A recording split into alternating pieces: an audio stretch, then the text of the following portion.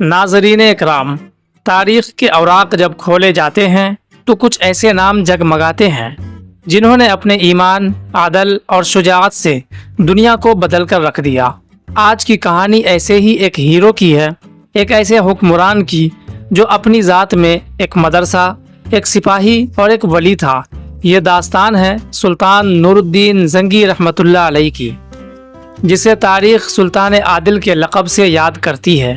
اس تاریخی اور ایمان افروز سفر پر چلنے سے پہلے آپ سے گزارش ہے کہ ہمارے چینل کو سبسکرائب کر دیں تاکہ اسلام کی عظیم شخصیات کی مزید داستانیں آپ تک بروقت پہنچتی رہیں۔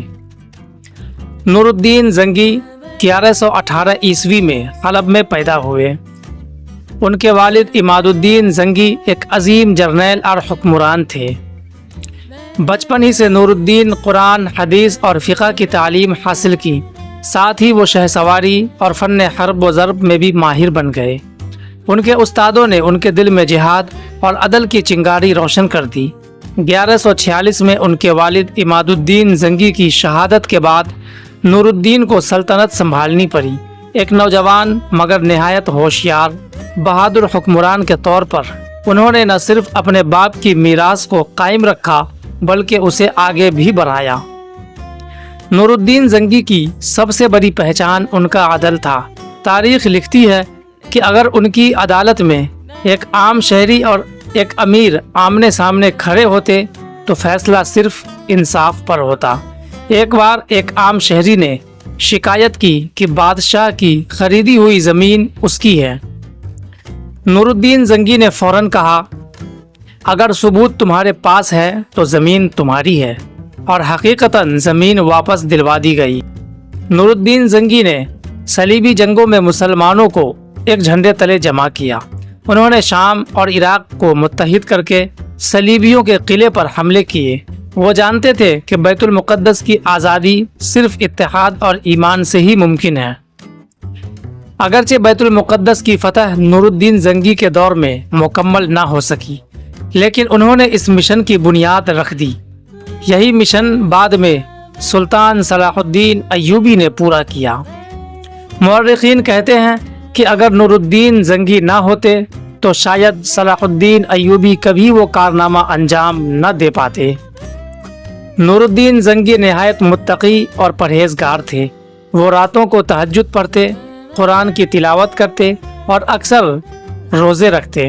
ان کے کپڑے سادہ، کھانے معمولی اور زندگی عاجزی سے بھری ہوئی تھی۔ 1174 عیسوی میں دمشق میں نور الدین زنگی نے وفات پائی۔ ان کی عمر صرف 55 برس تھی، مگر انہوں نے تاریخ میں وہ نقوش چھوڑے جو صدیوں تک باقی رہیں گے۔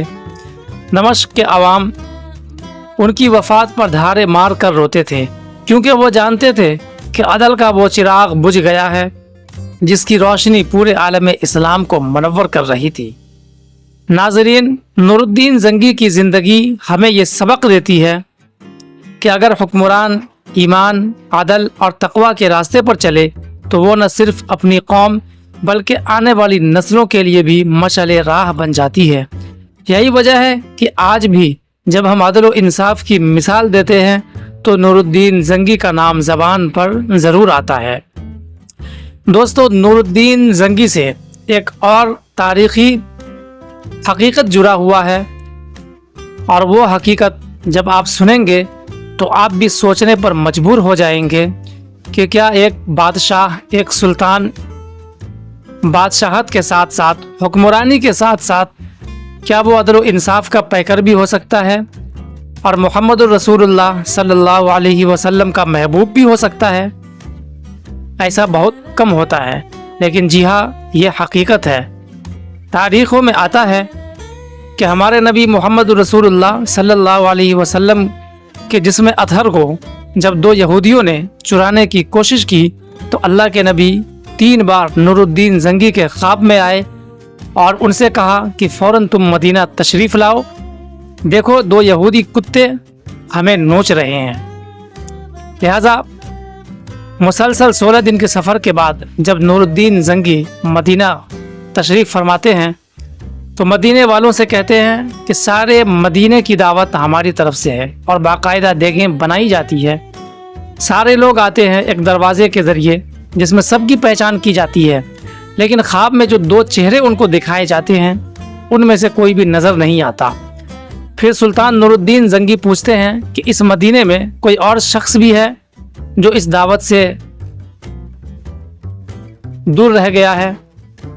तो बताया जाता है उनको कि 2 मुत्तकी और परहेज़गार लोग हैं जो रोज़े अतहर पर बैठकर इबादत करते हैं और रोज़े अतहर पर हाज़िरी देते हैं। तो नूरुद्दीन ज़ंगी कहते हैं उन दोनों को फ़ौरन बुलाया जाए। जैसे ही वो यहूदी कुत्ते आते हैं उसको देखकर पहचान जाते हैं कि यही वो दोनों शख्स है जिसका चेहरा उनकी ख्वाबों में आया था।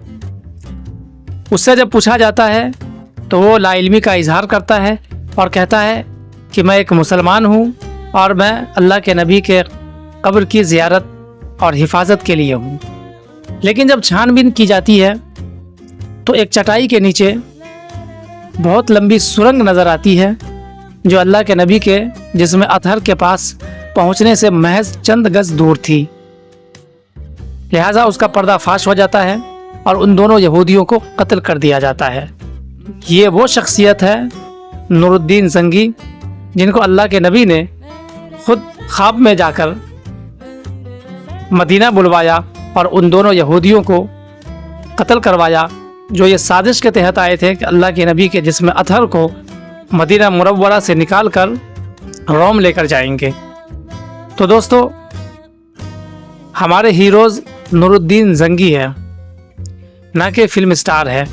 हमें समझना होगा और हमें अपने आने वाली नस्लों को भी समझाना होगा कि हमारी तारीख़ क्या है, हमारे हीरोज़ कौन है, हमें किन के नक्शे कदम पर चलना है।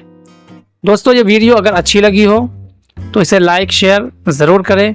चैनल पर नए हैं तो चैनल को भी सब्सक्राइब करना ना भूलें। आपका एक सब्सक्राइब, आपका एक कमेंट हमें हौसला देगी मज़ीद वीडियोज़ बनाने के लिए।